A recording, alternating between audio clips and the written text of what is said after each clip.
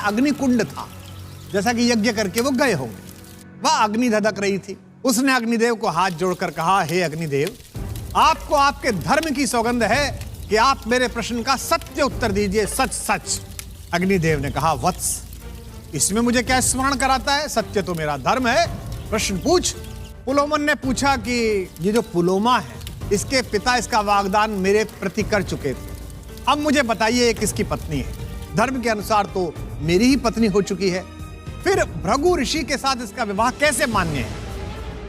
अग्निदेव हिचकिचाए तो उसने अग्निदेव से कहा कि देखिए, अगर आप पहले ही कहेंगे कि मेरा विवाह पहले हुआ था तो मैं अभी पुलोमा को लेकर यहां से चला जाऊंगा, और यदि आप झूठ बोलेंगे तो मैं आपको शाप दूंगा। अग्निदेव धर्म संकट में पड़ गए। एक तरफ तो उन्हें भृगु ऋषि के क्रोध का भी डर था, यजमान की शर्म भी थी, और दूसरी तरफ झूठ बोलकर अपनी पंच तत्व मर्यादा के खिलाफ वो नहीं जाना चाहते थे, और पुलोमन का शाप भी नहीं लेना चाहते थे। आज की कथा पंच तत्वों में से एक अग्नि पर केंद्रित है, और आप सब जानते हैं कि अग्नि का एक बहुत विशेष गुण है।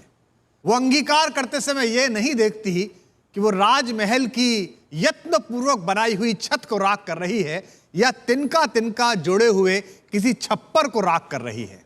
किसी भी वस्तु को अपने अंदर अंगीकार कर लेना अग्नि का विशेष गुण है। लेकिन क्या आपको पता है कि अग्नि का ऐसा स्वभाव, ये जो उसमें महत्वपूर्ण समरसता है, ये किसी वरदान की वजह से नहीं है, ये शाप की वजह से है। तो आज मैं आपको अग्नि को मिले उस शाप की कथा सुना रहा हूं। बहुत पहले प्रजापति ब्रह्मा के पुत्र भृगु ऋषि, जो कि बहुत महत्वपूर्ण ऋषि हैं, जो ज्योतिष के बहुत बड़े आचार्य माने जाते हैं, जिनसे प्रारंभ होती है ज्योतिष की पुण्य सलीला, वो जंगल में रहते थे कुटिया बनाकर अपनी पत्नी पुलोमा के साथ। ऋषि मुनियों का आचरण था।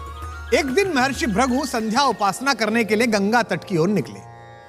आश्रम से कुछ दूर निकले ही थे कि वह पहले से ही घात लगाकर पुलोमन नाम का एक राक्षस बैठा हुआ था। पुलोमन ऋषि के जाते ही सुयोग पाकर उसने साधु का वेश बनाया और ऋषि के घर पर पहुंच गया। द्वार पर पहुंचकर उसने आवाज लगाई, भिक्षाम देहि। तो ऋषि की गर्भवती पत्नी पुलोमा, जो अंदर आराम कर रही थी, उन्होंने द्वार पर जब एक सन्यासी के आगमन की आहट सुनी तो बड़े अच्छे भाव के साथ पुलोमा भागकर बाहर गई और साधु के उस वेश में राक्षस को प्रणाम किया और कहा कि आप द्वार पर आए हैं, आइए भोजन का समय है, आप भोजन कर लीजिए। उन्हें लेश मात्र भी अंदाजा नहीं था कि जिसे वो साधु समझ रही हैं और भोजन करा रही हैं, वो साधु नहीं है बल्कि एक भयानक राक्षस है। राक्षस पुलोमन उस ऋषि के द्वार पर कोई भोजन करने तो गया नहीं था, बल्कि वो ऋषि की पत्नी पुलोमा को देखने आया था। क्यों देखने आया था, इसकी भी एक कथा है। वर्षों पहले जब पुलोमा अविवाहित थी तो उनके पिता ने पुलोमन को यह वचन दिया था कि मैं अपनी पुत्री का ब्याह तुझसे करूंगा। यानी कि एक तरीके से पुलोमा वागदत्ता थी। ये जो कहते हैं ना, वागदान संस्कार हो गया, जिसे हम सगाई कहते हैं। तो पुलोमन यही देखना चाहता था कि वो कन्या कौन है, वो स्त्री कौन है, वो लड़की कौन है जिससे मेरा विवाह होना था। इसी भाव को लेकर वह पुलोमा को देखने के लिए साधु का वेश बनाकर गया था। उन्हें देखकर पुलोमन का मन विचलित हो गया। ऋषि तो आश्रम में पहले ही नहीं थे, तो हमारे आदित आचरण की हिम्मत नहीं कर पा रहा था उनकी अनुपस्थिति में भी। उनका एक तेज वहां विद्यमान था। पर जब वो घर से बाहर निकल रहा था तो वह अग्निकुंड था, जैसा कि यज्ञ करके वो गए होंगे। वह अग्नि धधक रही थी। उसने अग्निदेव को हाथ जोड़कर कहा, हे अग्निदेव, आपको आपके धर्म की सौगंध है कि आप मेरे प्रश्न का सत्य उत्तर दीजिए, सच सच। अग्निदेव ने कहा, वत्स, इसमें मुझे क्या स्मरण कराता है? सत्य तो मेरा धर्म है, प्रश्न पूछ। पुलोमन ने पूछा कि ये जो पुलोमा है, इसके पिता इसका वागदान मेरे प्रति कर चुके थे। अब मुझे बताइए ये किसकी पत्नी है? धर्म के अनुसार तो मेरी ही पत्नी हो चुकी है, फिर भृगु ऋषि के साथ इसका विवाह कैसे मान्य है? अग्निदेव हिचकिचाए तो उसने अग्निदेव से कहा कि देखिए, अगर आप पहले ही कहेंगे कि मेरा विवाह पहले हुआ था तो मैं अभी पुलोमा को लेकर यहां से चला जाऊंगा, और यदि आप झूठ बोलेंगे तो मैं आपको शाप दूंगा। अग्निदेव धर्म संकट में पड़ गए।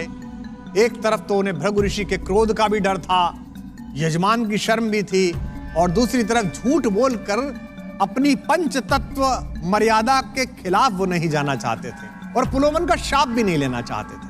असमंजस में पड़े किंग कर्तव्य विमूढ़ अग्निदेव ने अंततः अपने पंच तत्व होने की नैतिकता को पहचाना और सत्य कहने का निर्णय किया। उन्होंने पुलोमन से कहा कि यह सच है, इसके पिता ने तुम्हें अपना जामाता, अपना दामाद बनाने का निर्णय लिया था, परंतु महर्षि भृगु ने मुझे साक्षी मानकर सप्तपदी में पुलोमा के साथ मेरी परिक्रमा की है। पूरे अनुष्ठान के साथ उन्होंने पुलोमा को पत्नी के रूप में स्वीकारा है। तुम्हारा विवाह केवल वाणी द्वारा स्वीकृत था, महर्षि भृगु का विवाह कर्म द्वारा स्वीकृत है, इसलिए पुलोमा भृगु की ही पत्नी है। जब पुलोमन ने यह सुना तो वो तो एक मायावी असुर था, उसने अग्निदेव द्वारा कही गई बात पर ध्यान नहीं दिया। उसने तुरंत एक वराह का रूप धारण किया और अपनी वाग्दान कही हुई पत्नी पुलोमा को जबरदस्ती लेकर जाने लगा। तो जब बल प्रयोग हुआ, खींचातानी हुई, उसी समय उनको प्रसव हो गया।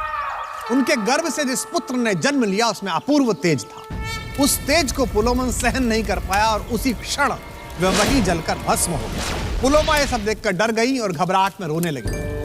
उनकी आंखों से आंसुओं की नदी बह गई। यह सब चल ही रहा था कि अचानक ऋषि भृगु संध्या उपासना करके वापस अपने द्वार पर पहुंचे। स्थिति देखी तो हैरान रह गए।